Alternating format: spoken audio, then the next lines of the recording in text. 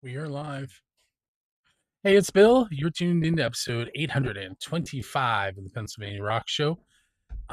You just heard King of Everything by The Rumble and Lone Crow Rebellion and their track Preacher's Son.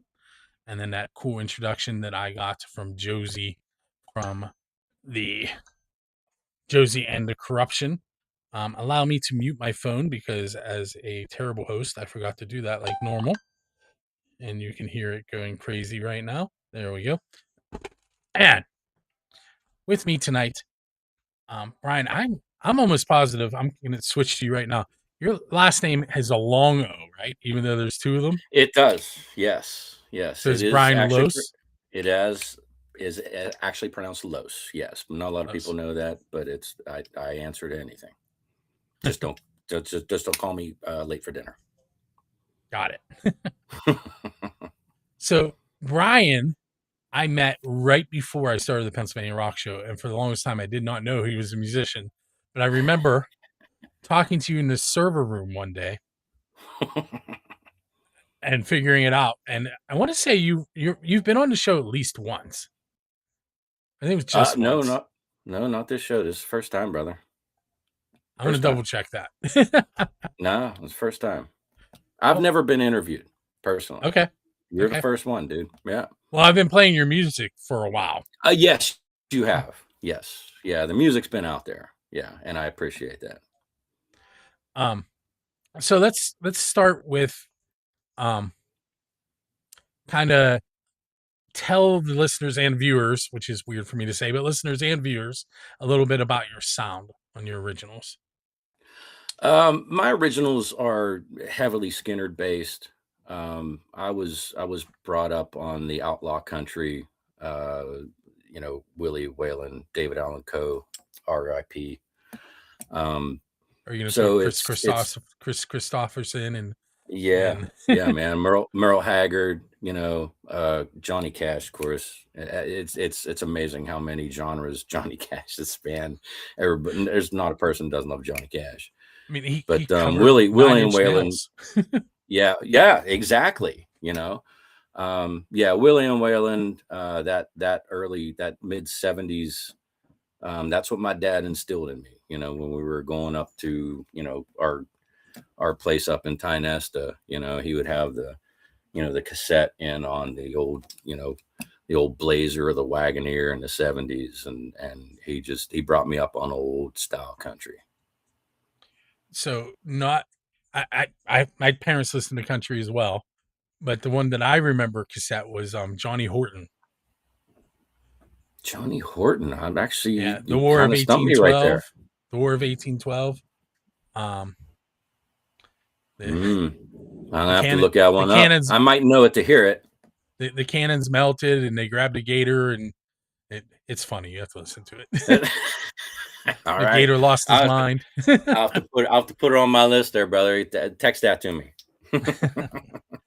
And then stuff like, I don't remember the artist. Dusty Dixie Road. Taking my time. I'm not going to sing. That would be bad. But anyway, country was what was being played in our car as well, which is why I kind of hung out with my uncles who were listening to rock instead. Yeah, gotcha. My uncle, my mom was one of 11 and their ages span. So the two uncles I'm talking about, one is 5 years older than me and the other one is 9 years older than me. Oh, wow. Okay. Yeah, you got basically older brothers as uncles. Yes. Yeah. and they were listening to Kiss and Motley Crue and there you go. And Guns N' Roses and that was me. I could have been your older brother. Definitely. So let me hit you with the unofficial and official Build a Scene questions. And sure. The unofficial one is, what is the best pizza you've had because you're a musician? I'll be honest. They don't make it anymore because their oven blew up. But the Church Brew Works in Lawrenceville had an amazing fire brick oven. and they had a portobello pesto pizza that was just to die for. And they're because of where they're at and the building, when their oven blew up, they had people come in and look at it. It's like, oh, this isn't up to code. So they ended up not doing them anymore. But that was my absolute favorite pizza ever.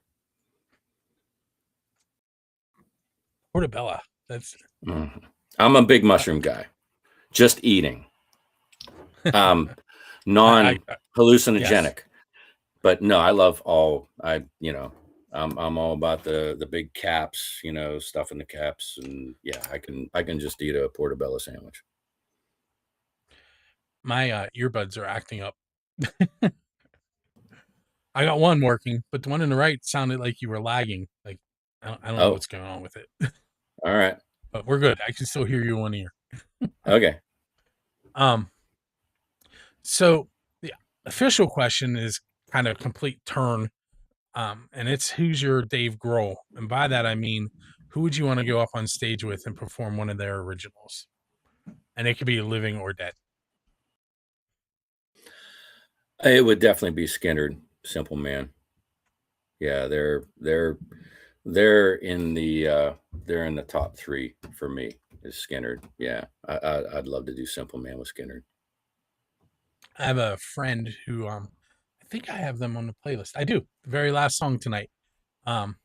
Bill Postal of the band Doppler Effect, who is no longer together. Oh yeah.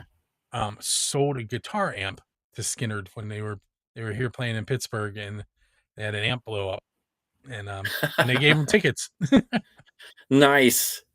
Hey man, that's the brotherhood, dude. You help each other out. Some brother goes down, you help him out, man. It's music's a tight bond. All right, so this next question, you can take it literally, or you'll understand why I say that. All right, So go ahead. Robert Johnston. I can have fun with it. Go ahead. Robert Johnston was a blues musician who was supposedly terrible at guitar, and they kept kicking him off stages, and he kept showing up and trying to like go in between sets and play, and they would kick him out, and he disappeared for about a year and had some Went to the bad luck. Crossroads. Right. And he supposedly went to the Crossroads and sold his soul to the devil. If you were at the same Crossroads, why would you be there?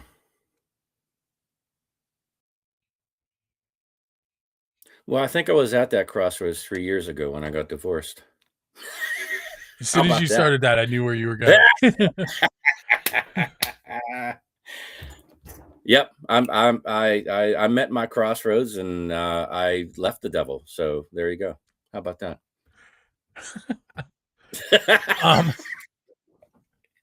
Hey man, you got me on here. All right, so you're leaving a show, and there's a DeLorean sitting out there with the bat wing up in the air and a flux capacitor in the back. Marty went back and played with Chuck Berry's cousin Marvin. Who are you going to go back in time to play with?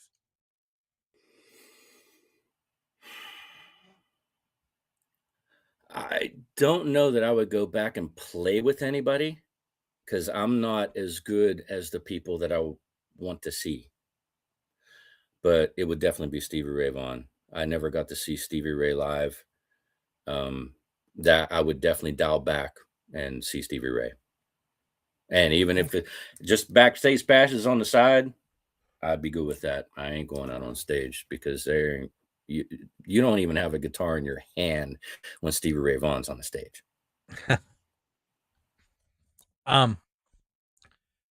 If you could sit down with one of your musical idols and have a conversation with them, first of all, who would it be? And what would be the first question that you would break the ice with? Well, I mean, that's my guitar god, Zakk Wylde. Zakk Wylde.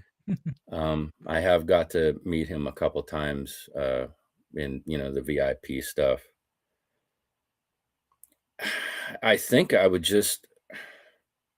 ask him what he's watching, because I feel like he could be down here in this den bar, and even though he doesn't drink anymore, and just cut it up with Seinfeldisms and whatever. I love his humility and just his lightheartedness, and he doesn't take himself too seriously, even though he's like he's a guitar god, you know. Very cool. All right, so we're going to take our first break, and we're going to have a music break, and we're going to listen to your songs. Thank you. And if I had to explain it when we come back, I'll give you a chance to talk about those tracks. Nice, thank you.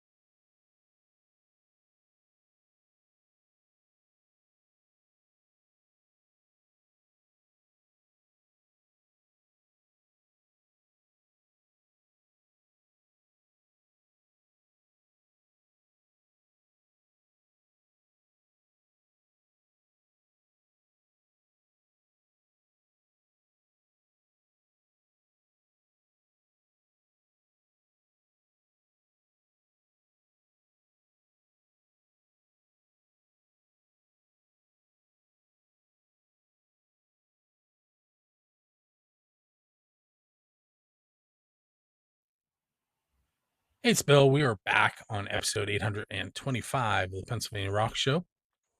With me is Brian Loosz.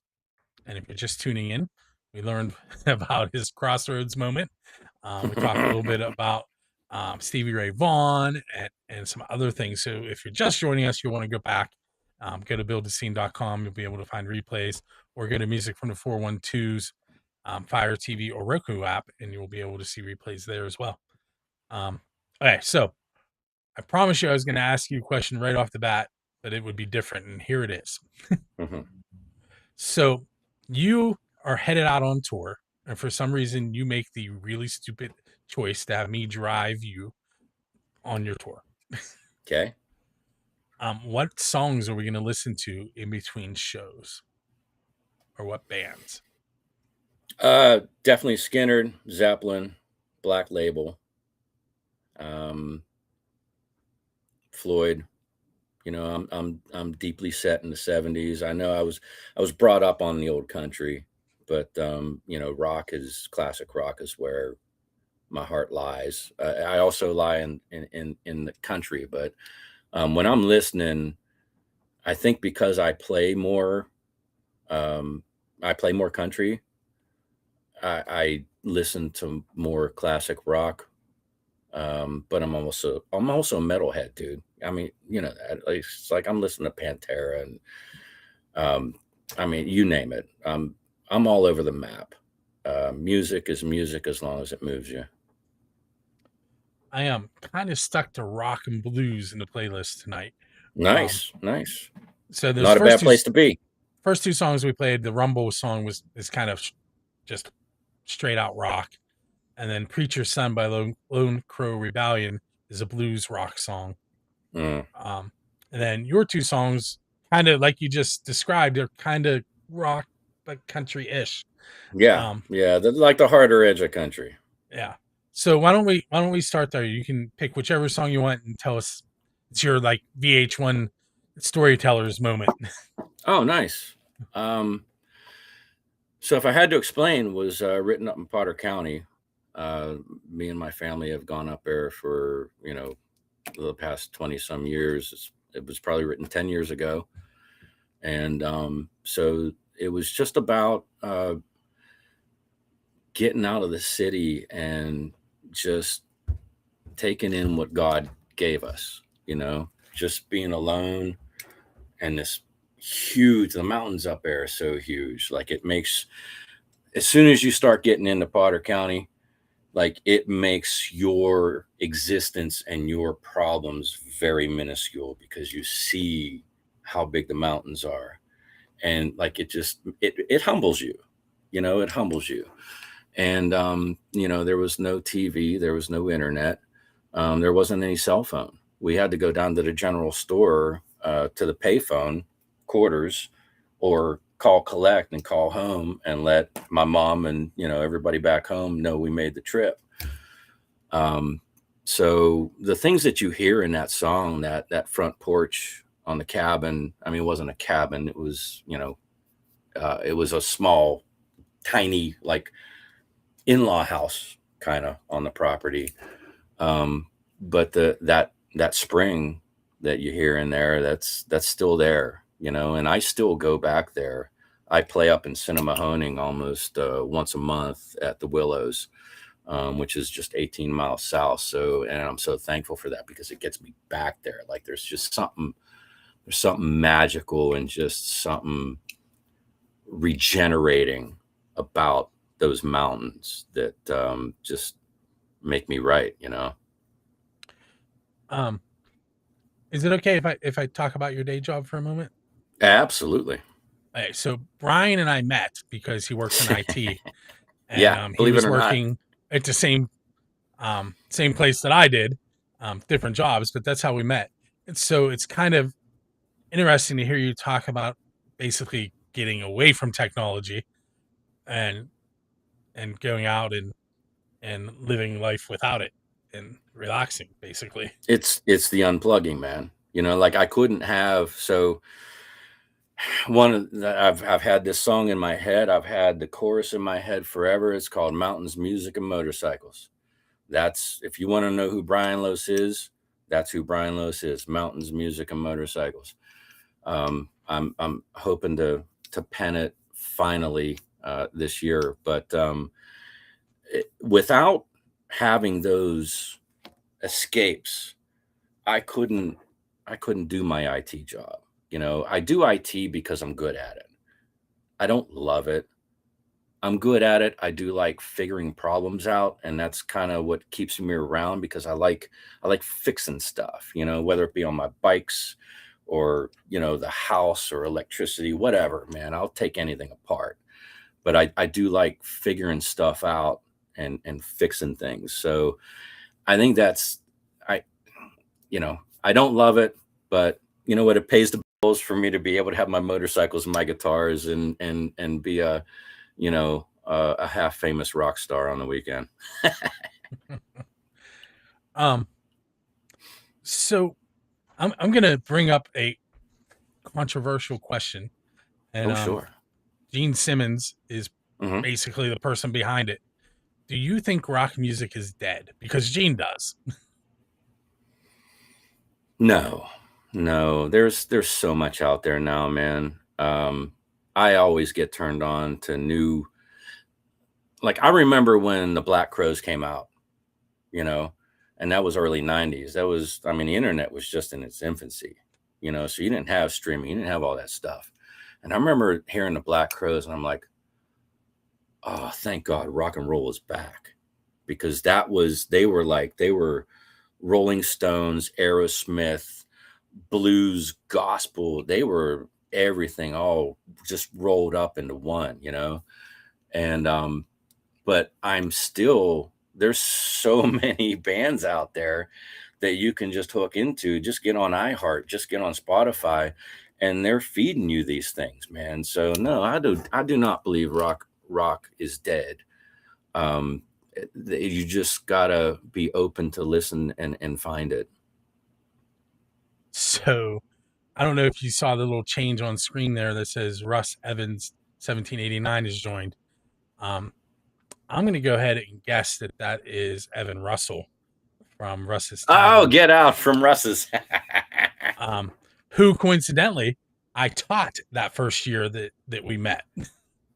Are you kidding me? I am not. That's fantastic. I was just at his place Saturday, man. It was awesome. Yeah, I saw that and I was like, oh, I wish I would have seen. I I haven't been down there in a long time. Um, And Russ's is legendary. It's been there since 1964, man. It's small. You got to go outside to change your mind, you know. And but just the people, Tom and Justine. Tom is just he's a deadhead, and he is just so into music. And I played there for the first time last year, and it was an instant brotherhood. I'm like, hey, I don't, we'll figure the money out. This is cool, and I love the vibe. I have a funny Evan story that I'm going to tell. Go for it. So at the end of the school year, he came to me and he wanted me to show him how to do something. And I went to get a pencil, and I was like, I don't have any pencils left, because the kids kept taking them. He reaches into his pocket, pulls out a pencil, and it was my pencil that said teacher's pencil, return to teacher.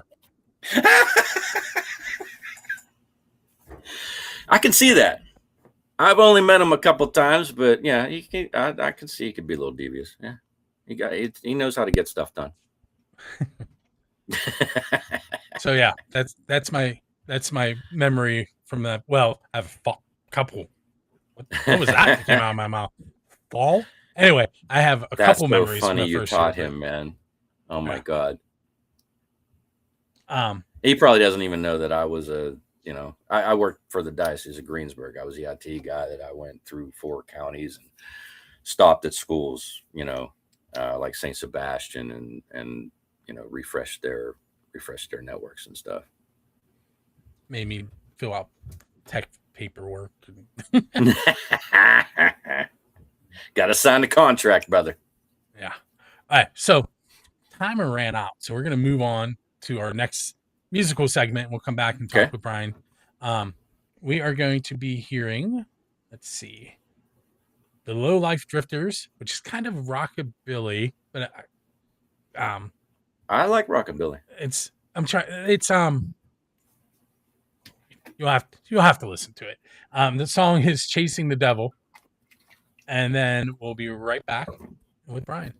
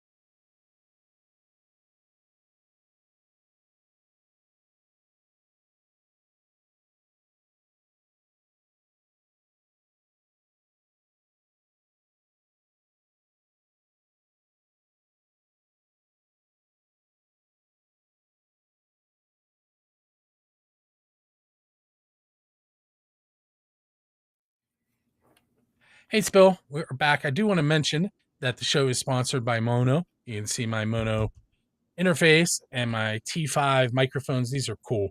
These are, I'm going to drop it. This is a lav mic about the size of a nickel. Wow. They are amazing. If you want to hear them, tune into episode 800 of the Pennsylvania Rock Show. I'm interviewing my kids, and the very first daughter that I interview, Emmeline, we're standing under a bridge and cars are driving over us and you can't hear them. Also, they do sponsor the show, as I mentioned, and they sent me this cool microphone, which is a PD200W. It also has the same noise canceling on it, and it is wireless. Sure, you could figure that out the way I was moving it around, but it's specifically for podcasting. It's awesome. If you're interested in checking them out, look, they're on the screen right now. Mono, MAONO.com/build-the-scene will get you a discount if you purchase anything. I think it's 15% when you purchase over $35 worth of stuff. So if you're looking, go check it out. Anyway, so Brian. Yes, sir. Let's say you're going to invite any 4 people in the history of the world to dinner, and you still have a DeLorean, so you can pick anybody up. One caveat is that you have to have a musician in the group. Can they all be musicians? They can. All right. Um, well, can I bring my dad back? Yes. That would definitely be number one. Um, him, Stevie Ray, Randy Rhoads, and Ronnie Van Zant. Who's playing drums? John Bonham. The only one. Bonzo. So you have 3 guitar players. You said your dad played too. What did he play? He actually did. Yeah, he played some guitar, and when I started taking lessons, he actually took banjo lessons to kind of keep my interest in staying with lessons. Yeah. Very cool. I still have his banjo on the wall. When we were done here, I will tell you what my kids are into musically, but everyone that's listened to the show before has heard it 1,000 times, Oh, okay. especially Yeah. No. especially on that episode 800 that I mentioned. But All right. Cool. So what would be your dream show? Like, who would you want to open for? And forget that stuff you told me earlier about not being good enough to be on stage with them. Who would you want to open for? All right. So if I was better than what I was, if there was no limitations,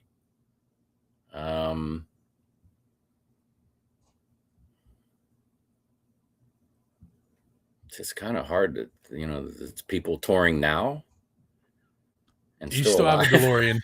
DeLorean. Oh, I still have the DeLorean. All right. Yeah, I haven't No, taken that it makes back a yet. difference. That makes a difference. It would be Skinnerd.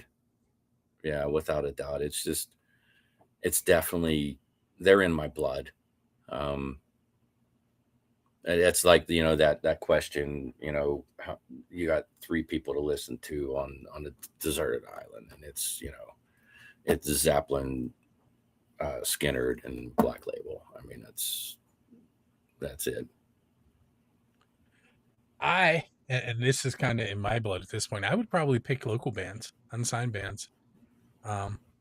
Although I would probably miss listening to Kiss, who honestly aren't great musicians, but what they did was just, Some of the parts, dude. yeah. Some of the parts. My very first album that I bought, I was 10 years old, and I bought with the birthday money and holiday money, all that stuff. Kiss Alive 2.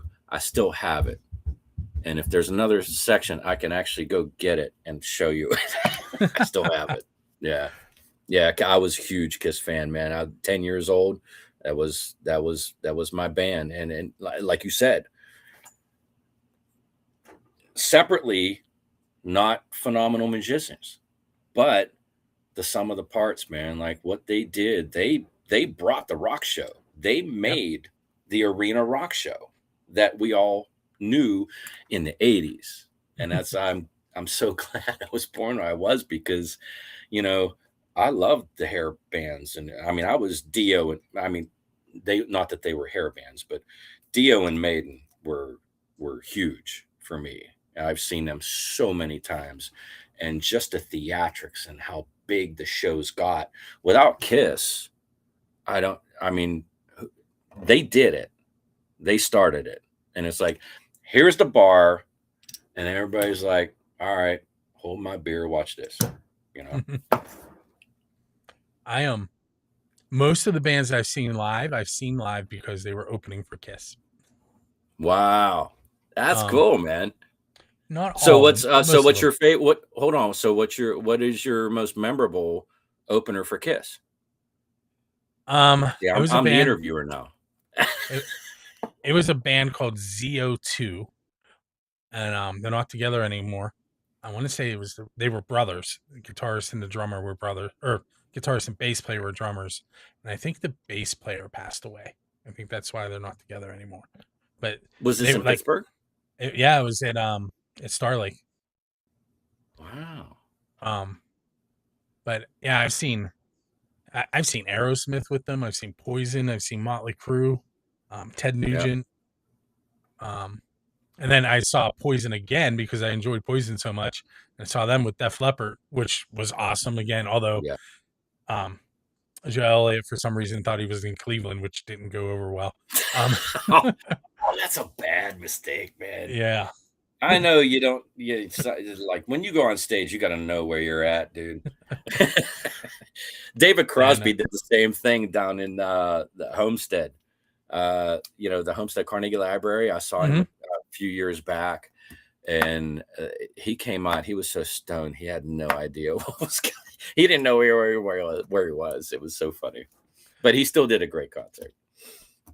So you've been playing for, I'm just going to say, a while. Quarter of a decade, at least. Yeah. Well, I mean, professionally. What has been your favorite venue to play at? It's hands down. It's a place that's not around anymore, and anybody that's been in the Mon Valley knows the Valley Hotel. So the Valley Hotel was bought by a wonderful owner, Duel, and he was a bassist. He was a retired mailman, and he had this idea.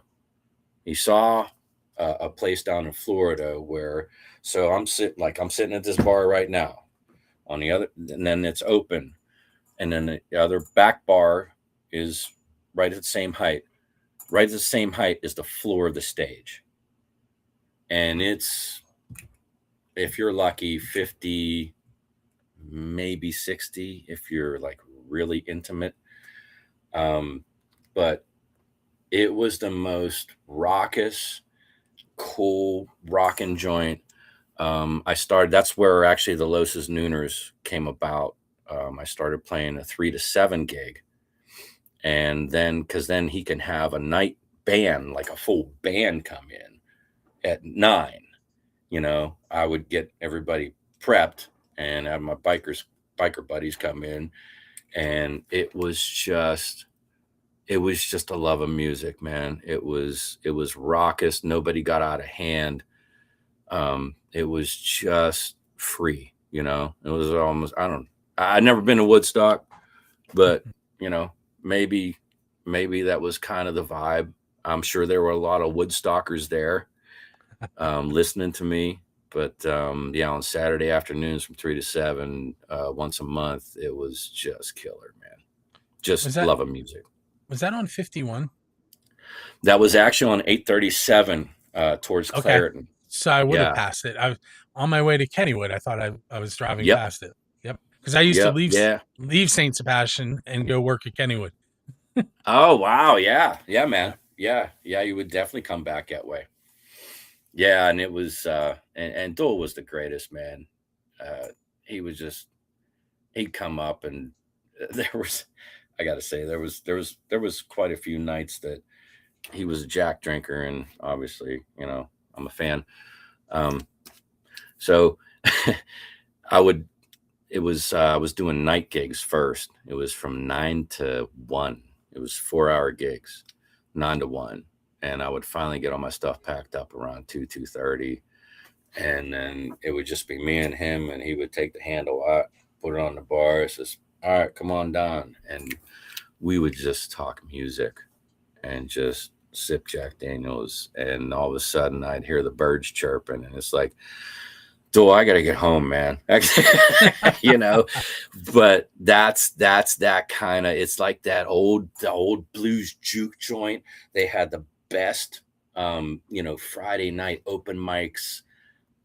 It was just, if you loved music, you knew the Valley Hotel. So I'm guessing that was before you and I met. And not long. When I started this, I'd been building websites for bands, and so I didn't know a lot then. I still don't think a lot. I know a lot now, but people are constantly contacting me and asking me, "Hey, do you remember?" And I have bands contact me and ask me if I have their old music. I'm like, "Yeah, hold on, I'll send it to you." But yeah, man, you've been in this a long time too, brother. Yeah. So we are out of time. Hang out for a moment. Listeners, you're going, and viewers, here in a moment, I'm going to be giving away 2 tickets to the Dressy Entertainment show with Crack the Sky and the Semi Super. Wow, I messed that up. Semi Super Villains, I think. I'm going to mess that up. Anyway, I'm about to give those tickets away. I will have the right information when I do it. Make sure you join us each and every Monday night at 7 p.m. for the live video, 10 p.m. for the podcast / radio show, and then 24/7 you can go to buildascene.com and to Music from the 412's website, Roku and Fire TV to check out this and many other videos. And with that said, I'm going to press a button. You're going to see me give away those tickets, and I will see you next week.